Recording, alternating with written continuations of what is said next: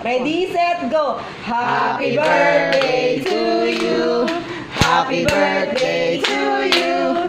Happy birthday! Happy birthday! Happy birthday to you! Thank you very much. Siyempre, mag-wish muna ako bago ko siya i-blow.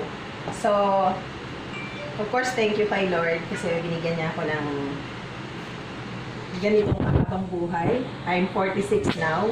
Proud to be 46. And I'm so blessed, especially to have all of you. No, this is the job talaga na masasabi kong blessings. And ito rin yung job na napakaraming taong involved. So, ito yung first job ko na marami akong hahawakang tao. And of course, with all the managers na kasama ko, I'm thankful, especially the company. We are so blessed also na binigyan tayo ni Lord ng magandang kumpanya. So, I may say na we secured in this company. And I want to share every blessings na nare-receive ko every day to all our employees. And the love that you receive from me really came from my heart. So, thank you so much. Thank you, Lord. And thank you for my family as my inspiration. Thank you, ma'am. Amen.